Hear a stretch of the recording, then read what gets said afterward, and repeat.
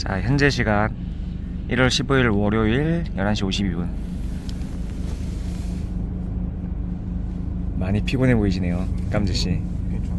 자, 지금 용산 가고 있습니다. 부동산 가고 있습니다. 아침부터 또 깜지씨 피곤한 표정으로.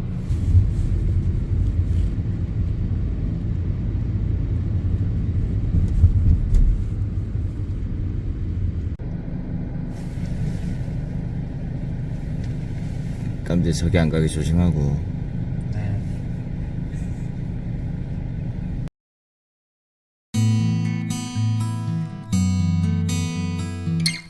안녕하세요. 저희는 외식기업 AOE라고 합니다. 약 2, 30화에 걸쳐서 장사, 외식업 창업이라는 주제로 영상을 제작하게 되었는데요.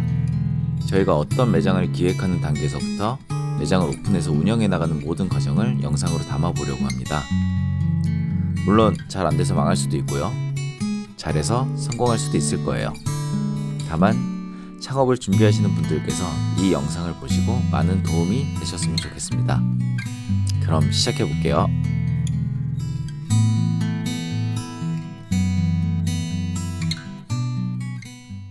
너무 더러웠어. 보는 사람마다 다 그래요. 수염 더럽다고? 아니, 더럽다고는 안 하고. 아, 너무 멋있다. 멋있는데.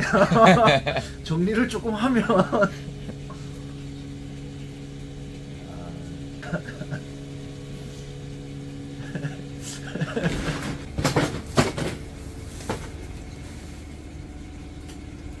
윤감재씨, 오늘은 부동산 알아보는 거랑 그 조건이나 이런 것들 협상하는 과정, 네. 그런 것들에 대해서 한번 오늘 얘기를 해볼게요. 사무실에서 우리가 얘기했었던 게 사무실에서는 주방 도면 했었고. 도면까지 했었지. 네. 어떻게 보면 이제 가장 첫 번째 단계라 해야 되나? 그건 상권 둘러보는 네. 거를 이제 쭉 다니면서 설명을 해주잖아. 네. 그럼 그 다음에 이어서 이제 점포를 알아봐야 될 거 아니야. 네. 이제 부동산을 알아볼 때 나 같은 경우 이제 내가 어떤 매장을 할지 항상 머릿속에 이제 가지고 있다가 점포를 알아보러 어떤 상권에 갈 수도 있고, 뭐 약속 장소를 갈 때 거기에 뭐 한 10분, 20분 일찍 도착하면 그 주변 한번 쭉 둘러볼 수 있잖아. 그럼 이제 매장들 생김새나 아니면 뭐 어떤 형태라든지 뭐 입지라든지 뭐 내부까지 막 쏙쏙 들여다볼 수는 없지만, 그래도 가게라는 것도 사람하고 똑같게 첫인상이 되게 중요하거든. 그래서 그들이 만약에 손님으로 온다 가정을 했을 때 그 딱 느껴지는 첫인상이 좋게 풍겨지는 매장의 형태, 예를 들어 해물점이나 그 외부도 마찬가지고 그 약간 첫 느낌이 일반적인 매장들이랑은 좀 느낌이 다른 부분들이 있잖아. 그런 부분들을 좀 염두를 하면서 둘러보는 것도 있고, 틈 날 때마다 이게 몸에 습관을 배는 거지. 어느 지역을 가면 그냥 거기 가서 끝나는 게 아니라 주변도 한번 쓱 둘러보고, 아 이렇게 생겼구나, 뭐 처음 가보는 데면은 아 이렇게 생긴 상권이구나, 뭐 익숙한 데였으면은 아 여기가 어떻게 변했지 한번 돌아다니면서 이제 쑥 한번 보면은 그 상권에 대해서 내 스스로 업데이트가 되는 거니까, 그런 것들을 이제 습관화하면 좋다. 그러면 자연스럽게 그 점포 보는 눈도 늘고 그 상권도 보는 눈이 늘고 얘기했던 것처럼, 그 다음에 이것들이 쭉 많이 하면은 그 점포도 마찬가지로 많이 보면 볼수록 10개 봤을 때랑 100개, 1000개 봤을 때랑 이게 내가 느껴지는 게 틀릴 거 아니야. 내가 보는 시야가. 그러면 그 나 같은 경우에는 어떤 매장을 봤을 때 저기 좀 괜찮아 보이는데 관심이 좀 가는 매장이 있다 그러면은, 아까 처음에 얘기했던 것처럼 하려는 컨셉을 머릿속에 항상 가지고 있는 거잖아. 그러면은 그 컨셉을 그 매장에 3D 도면 입히는 것처럼 네. 싹 입혀봐. 그러면은 쫙 그려진단 말이야. 이 매장이 뭐 전면은 어떤 식으로 꾸며지고 내부는 뭐 슬쩍 봤을 때 내부가 보이면 어떤 식으로 이제,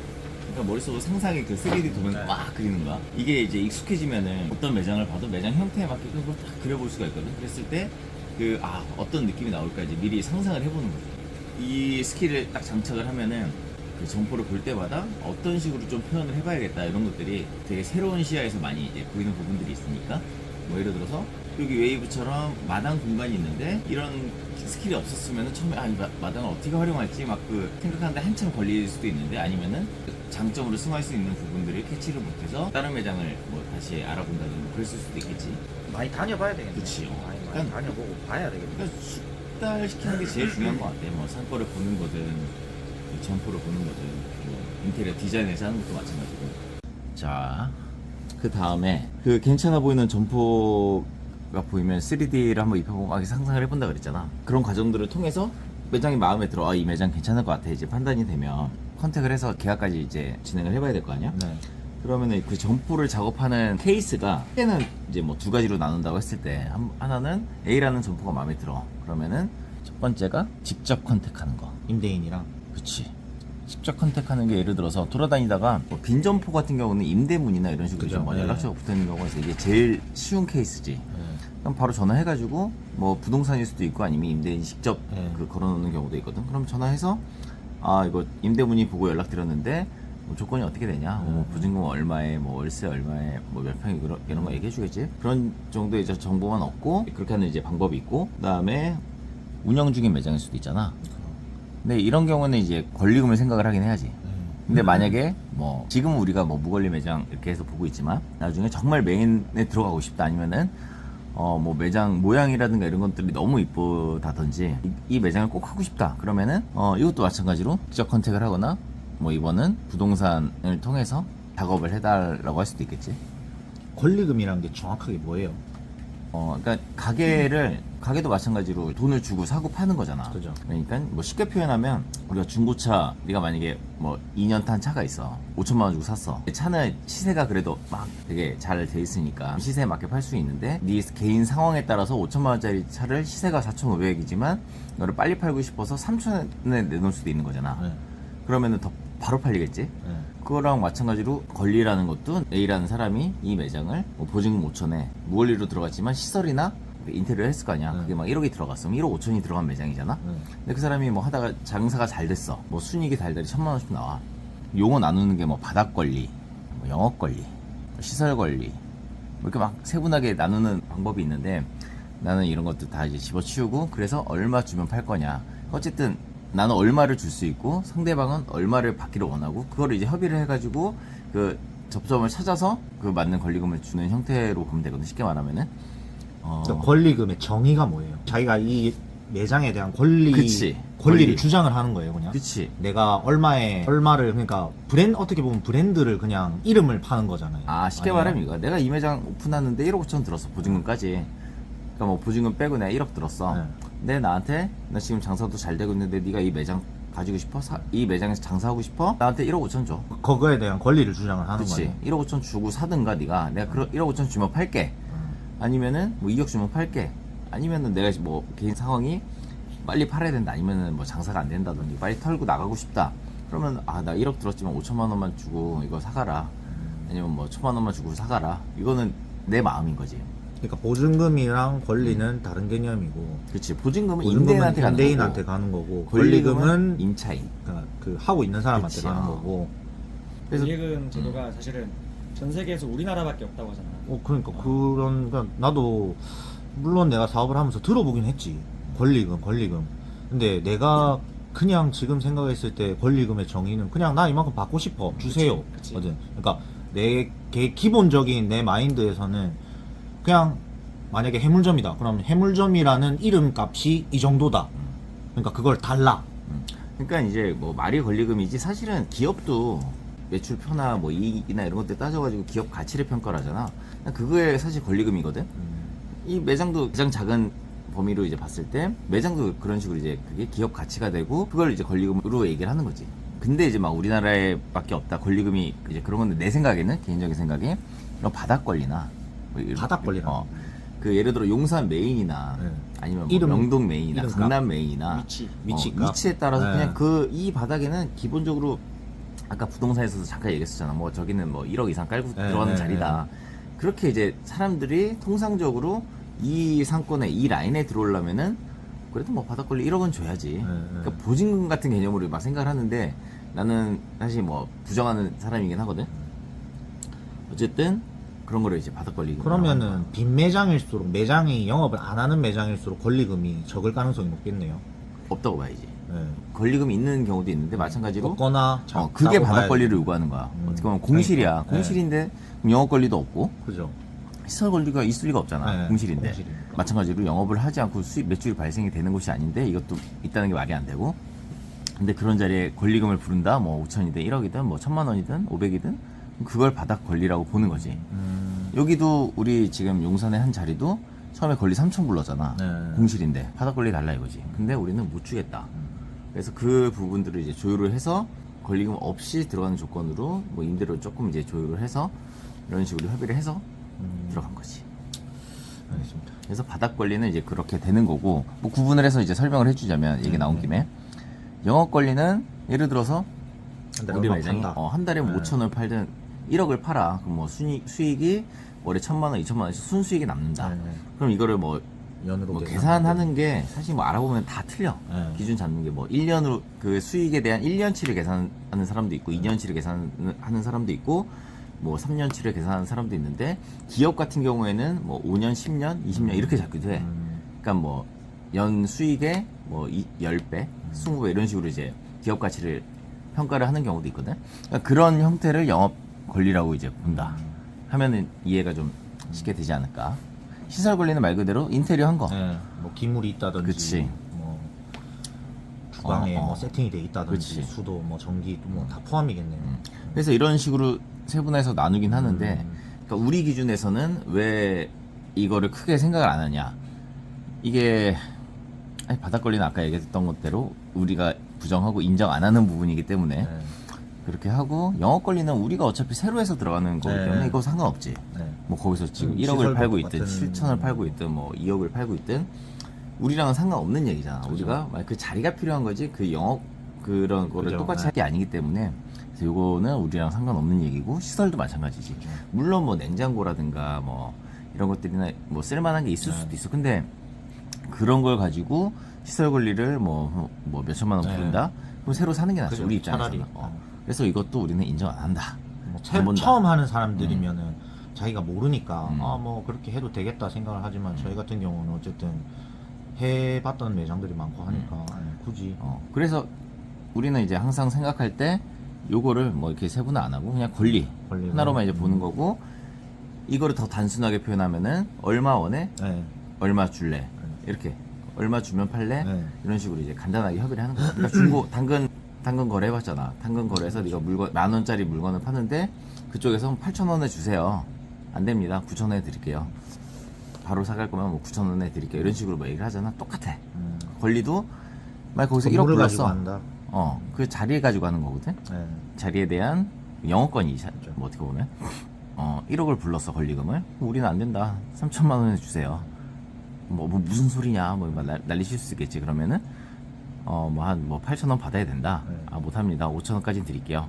이거 해주시면은 뭐 바로 계약할게요. 오늘이라도 지금이라도 당장 뭐 10% 계약금 넣어드릴게요. 통장으로 쏴드릴게요. 이런 식으로 해서, 만약에 이 사람도 막 고민하다가 해요. 그러면 이렇게 할 수도 있는 거고, 아니 안 해요. 그러면 뭐 캔슬 될 수도 있는 거고, 아니면 뭐 우리도 더 조율해가지고 뭐 6,000, 7,000 이런 식으로, 그러니까 그 조율점을 찾아가는 거지.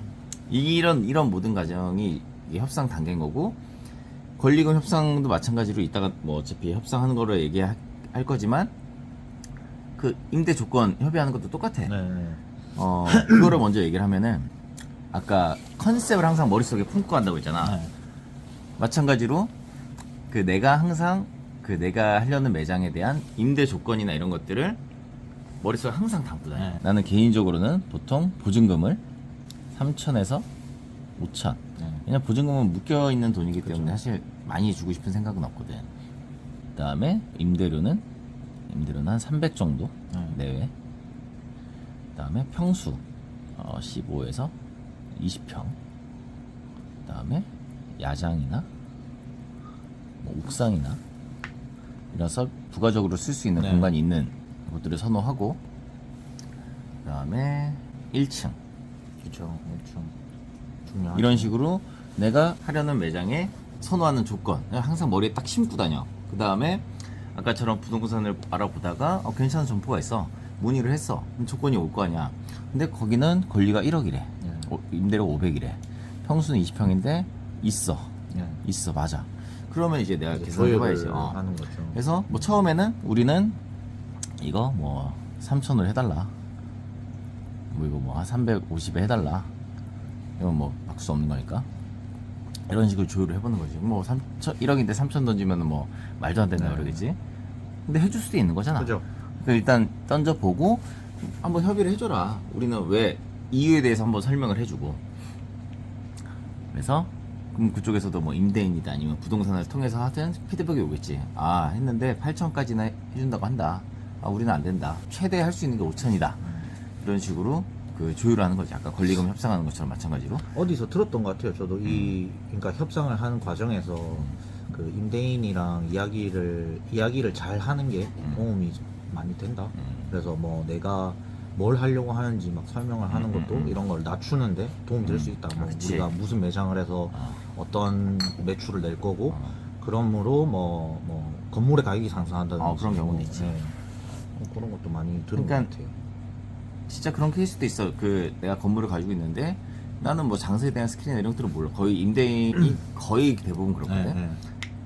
그래서 이제 장사를 잘하는 임차인이 들어와서 뭐 카페나 식당을 했는데 엄청 잘했어. 네. 사람들이 막 줄을 맨날 막 영업시간 내내 줄을 계속 쓰고 그런 형태로 막 사람들이 많이 몰리는 공간이 된다라고 하면은 건물 가치도 자연스럽게 그죠. 따라 올라갈 수가 있는 올라오고. 거지. 그런 사례들이 많이 있거든. 내가 그죠. 아시는 분 중에서 그런 식으로 해가지고 정말 크게 하시는 분들도 있고. 어쨌든 그렇다. 그래서 아까 이제 뭐 점포 얻는 케이스 얘기하다가 이렇게 했는데 다시 돌아가면 운영 중인 매장은 직접 컨택을 어떻게 하냐. 이건 좀 심하긴 한데 심화 과정이긴 한데 사장이 없는 경우도 있잖아. 네. 그러면 어떻게든 사장 연락처를 알아내서 네. 사장하고 이제 통화를 한다든지 뭐 네. 만나서 얘기를 해보는 거지. 이게 얼마 줄 테니. 아니 처음부터 그렇게 접근하면은 좀 이상할 수도 있고 이거를 이제 빌드업을 해야지. 어쨌든 요거는 심화 과정이기 때문에 나중에 네. 알려드릴게요. 그 다음에 이제 두 번째는 부동산 컨택.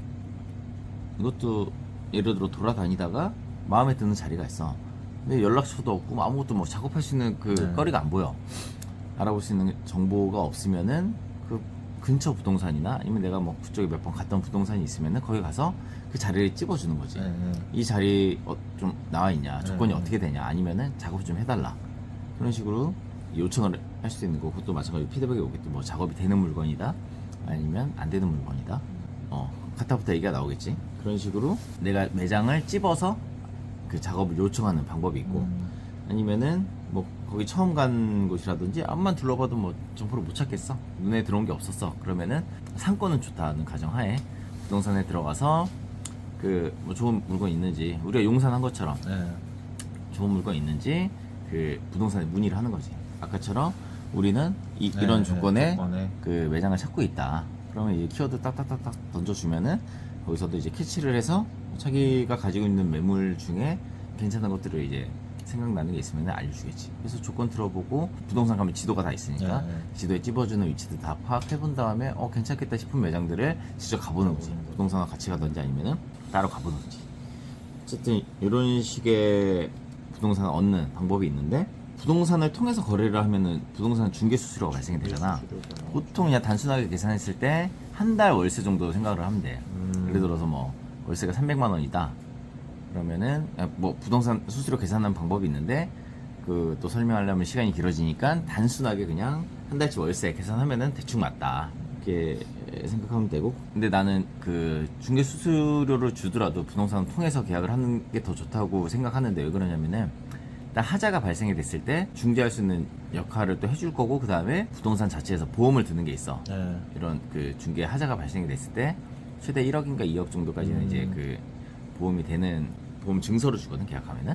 그럴 거 이제 꼭 받아두면 되고, 그런 부분도 있고, 또 이제 우리가 임대인하고 직접 컨택해가지고 직접 조율을 하다 보면은 좀 이제 감정이 상하거나 이런 것들이 있을 수가 있거든.